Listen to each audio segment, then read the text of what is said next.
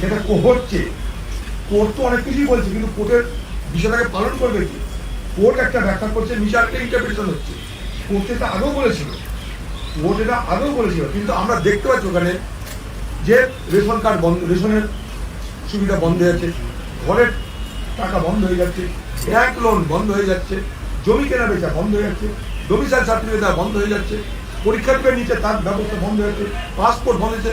ওরা যেরকম তালিকা দিচ্ছ 13টা না কতটা, আমরা এরকম 1300 তালিকা দিতে পারি, যেখানে মানুষের বঞ্চনার ইতিহাস যেখানে লুকিয়ে আছে।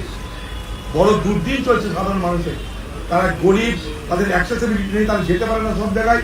আজকে তার জন্য তাদের এই দুর্বস্থা, তাই তাদের হয়ে আমরা এসেছি। তারা কি প্রত্যেকে সুপ্রিম কোর্টে আসতে পারবে বলুন? আমি বিজেপি থেকে আমি প্রথম সুপ্রিম কোর্টে এলাম মানুষের জন্য, আমি নিজে কখনো সুপ্রিম কোর্টের ভিতরে আসিনি। তারা কি করে আসবে বলুন?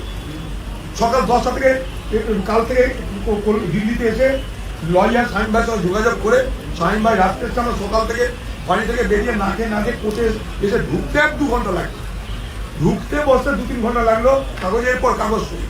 তাও আমি একা পারিনি, লোকজন নিয়ে এসেছিলাম বলে ঢুকতে পারলাম। এবার বলুন, আমার দেশের একটা গরিব পরিবার, তারা এখানে সুপ্রিম কোর্টে কি করে তার দরখাস্ত করে বলুন। এবার এই যাগুলো সহজ সরকার কোনো ব্যবস্থা নাই। সুপ্রিম কোর্টে আগে বলেছিল অ্যাপিলেট করো, সুপ্রিম কোর্ট বলেছিল অ্যাডমিশন করো, সুপ্রিম কোর্ট সবই বলছে ট্রাইব্যুনাল করো, সবই তো সুপ্রিম কোর্ট বলছে। তো ট্রাইব্যুনাল যে করবে, আরে ভাই কারোর বিয়ে দিতে গেলে একটা ছেলে একটা মেয়ে লাগে নাকি? তোমাদের পরিবারে বিয়ে দেখিনি অনেকদিন, আরে বিয়ে দেখতে ছেলে কি মেয়ে লাগবে তো নাকি? কার বিয়ে হবে?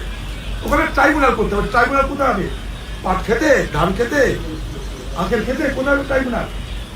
ট্রাইব্যুনালের দশা আছে না দিশা আছে, না কোনো পরিকাঠামো আছে, না কোনো চেনে জানে, তাহলে কোথায় যাবে? তার মধ্যে জজ একের পরে চলে যাচ্ছে, যাদেরকে ট্রাইব্যুনাল দায়িত্ব রয়েছে তার ট্রাইব্যুনাল ছেড়ে পালাচ্ছে। আজকে জলপাইগুড়ি হাইকোর্ট বলছে যে পশ্চিমবঙ্গে যে পরিমাণ পড়ে আছে কেস পেন্ডিং, সেগুলো করতে 21 বছর লাগবে। তো 21 বছরে কটা ভোট হবে বুঝুন? 4টে ভোট তো এমনি 21 বছরে হবে।